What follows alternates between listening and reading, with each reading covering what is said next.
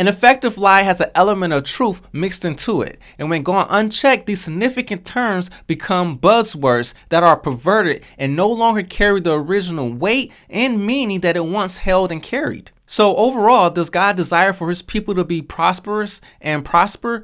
And I'm not just talking about spiritually, but physically, emotionally, financially. Well, the answer is yes, of course, but not in the way that the prosperity gospel portrays it. So is the prosperity gospel a false teaching? Yeah, of course it is. But the real question is, what is making it so appealing to so many people? And the answer is that it's trying to fill a hole that society and the church has failed to do. And the question is, well, how is it filling that hole? Is it inadequately or is it good? It's filling it terribly. In fact, it's making the hole even bigger. This false teaching has convinced people that when they give their tithes, offerings, and donations, that they are somehow lending to God, and now he owes them. But this is so far from the truth. I even heard one preacher say that Jesus is their banker.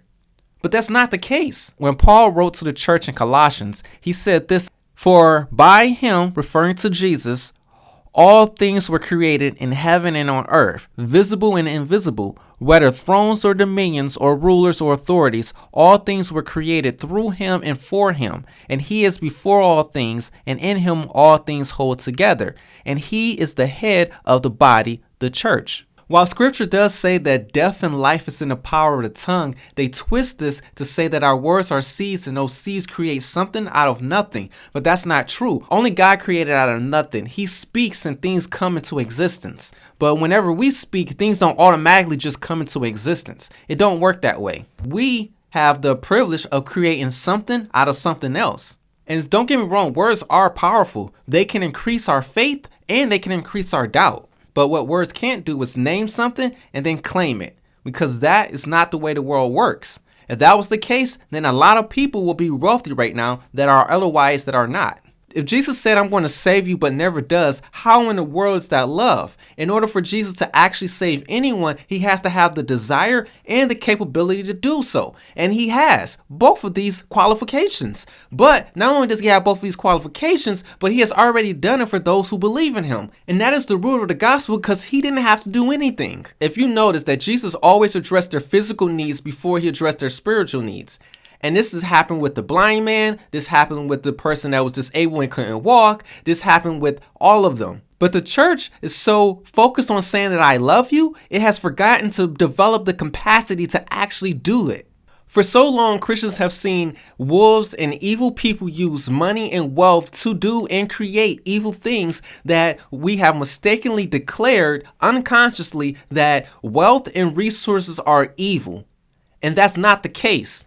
Now, the church leadership should not be preaching people into a false prosperity, but they also shouldn't be preaching people into poverty. And that is what a lot of American preachers are doing to this day. If any of this is resonating with you, make sure you hit the like button and the subscribe button. Jesus taught a prayer to his followers that they should model. And inside of that prayer, it says that, "Our Father, your kingdom come on earth as it is in heaven." And the purpose of that is to get us into alignment with the will of God. Now, God is going to get exactly what he wanted from the beginning, and that is in a world of abundance and not of lack, of a group of people that will represent him in the marketplace and in the world. And it's so that the world may reflect his image of life and not death. If you believe you were designed to prosper and serve others at the highest level, then you definitely want to subscribe to our channel, because this is exactly what Jesus did. See, Jesus wasn't poor. He actually was a wealthy steward. And I'll talk about it right here in this video. I'm Roberto Swift, and I'll see you in the next one.